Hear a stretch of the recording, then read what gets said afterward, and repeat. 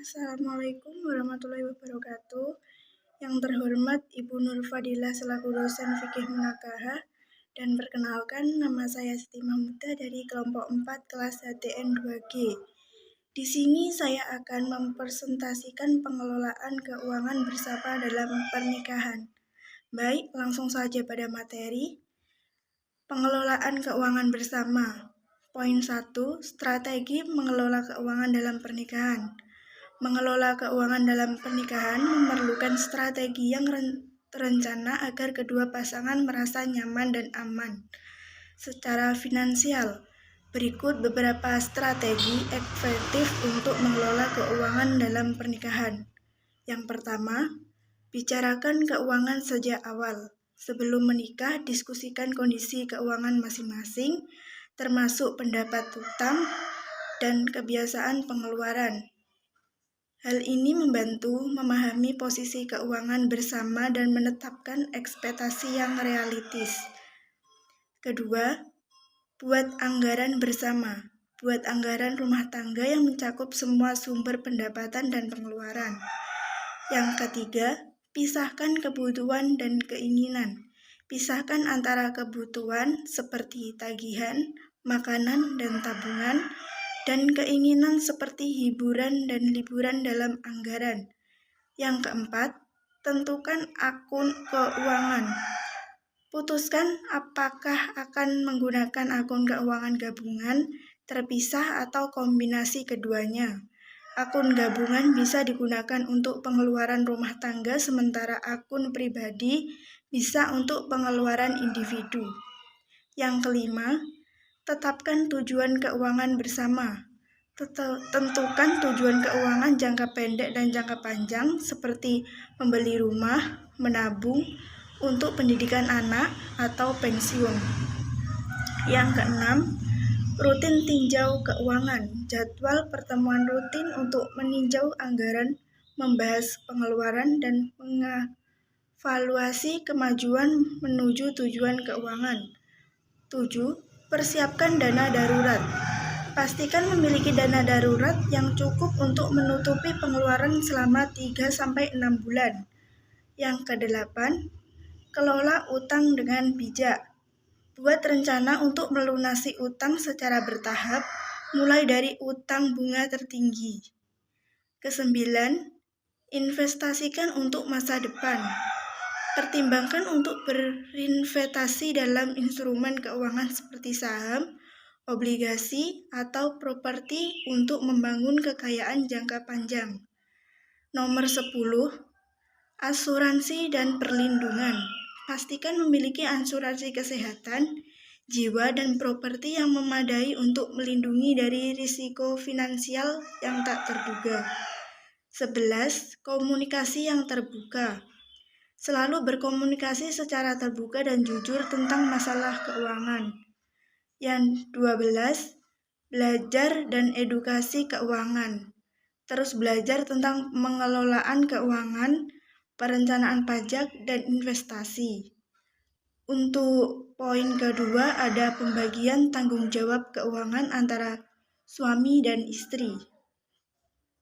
Pembagian tanggung jawab keuangan antara suami dan istri dalam pernikahan bisa bervariasi tergantung pada situasi dan kesepakatan bersama. Berikut ini adalah beberapa pendekatan yang dapat dipertimbangkan untuk membagi tanggung jawab keuangan. Yang pertama, pembagian berdasarkan penghasilan. Pasangan membagi pengeluaran berdasarkan persentase dari pendapat masing-masing. Misalnya, jika satu pasangan berpenghasilan 60% dari total pendapatan rumah tangga, mereka mungkin bertanggung jawab atas 60% pengeluaran rumah tangga. Yang kedua, pembagian berdasarkan jenis pengeluaran. Satu pasangan bertanggung jawab untuk membayar tagihan bulanan seperti listrik, air, internet, dan lainnya. Sementara pasangan lain mengurus belanja bahan makanan dan kebutuhan sehari-hari. Yang ketiga, pembagian berdasarkan keahlian dan preferensi. Jika salah satu pasangan lebih mahir dalam pengelolaan keuangan, Mereka mungkin mengambil peran utama dalam membuat anggaran, melacak pengeluaran, dan merencanakan investasi. Yang keempat, akun keuangan gabungan dan terpisah. Semua pendapatan masuk ke akun gabungan dan semua pengeluaran ditarik dari akun tersebut. Pasangan bisa memutuskan alokasi pengeluaran bersama. Yang kelima, pendekatan fleksibel. Tanggung jawab keuangan dapat disesuaikan sesuai dengan perubahan situasi seperti perubahan pekerjaan, kelahiran anak, atau kondisi kesehatan. Fleksibilitas membantu pasangan menghadapi perubahan dengan lebih baik. Baik, ini ada poin ketiga, tips untuk menjaga transparansi dan kepercayaan dalam pengelolaan keuangan. Menjaga transparansi dan kepercayaan dalam pengelolaan keuangan dalam pernikahan sangat penting untuk menciptakan hubungan yang harmonis dan menghindari konflik. Berikut beberapa tips untuk mencapainya. Poin 1. Bicarakan keuangan secara terbuka.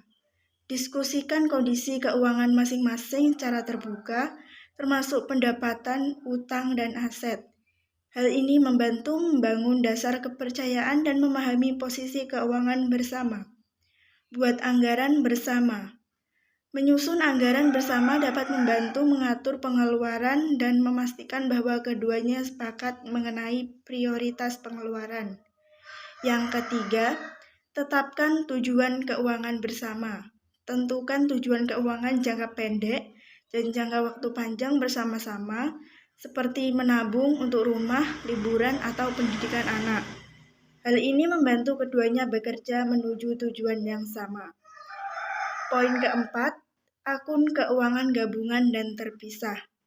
Memutuskan apakah akan memiliki akun keuangan gabungan, terpisah, atau kombinasi dari keduanya berdasarkan kebutuhan dan kenyamanan masing-masing. Akun gabung bisa digunakan untuk pengeluaran rumah tangga, sementara akun pribadi bisa pengeluaran pribadi. Poin kelima, catat semua pengeluaran. Membuat catatan atau menggunakan aplikasi untuk mencatat semua pengeluaran sehingga keduanya bisa melihat kemana uang mengalir. Poin keenam, rutin meninjau keuangan. Jadwalkan pertemuan rutin untuk meninjau keuangan, anggaran, dan kemajuan menuju ke tujuan keuangan. 7. Saling percaya dan jujur. Jujurlah tentang semua aspek keuangan dan hindari menyembunyikan pengeluaran atau pendapatan. Poin ke-8, buat keputusan bersama. Melibatkan pasangan dalam pengambilan keputusan keuangan besar, seperti membeli rumah, mobil, atau investasi besar. Memastikan bahwa keduanya merasa dihargai dan terlibat. Poin ke-9, tetapkan batas pengeluaran. Sepakati batas pengeluaran yang tidak perlu dikonsultasikan terlebih dahulu dan yang harus didiskusikan bersama. Ini membantu dalam mengelola pengeluaran dan menghindari konflik. Poin terakhir 10, edukasi keuangan. Mengedukasi diri sendiri dan pasangan mengenai pengelola keuangan, investasi, dan perencanaan keuangan dapat membantu dalam keputusan yang lebih baik dan bijaksana. Terima kasih presentasi dari saya. Kalau ada kurang lebihnya mohon maaf. Wassalamualaikum warahmatullahi wabarakatuh.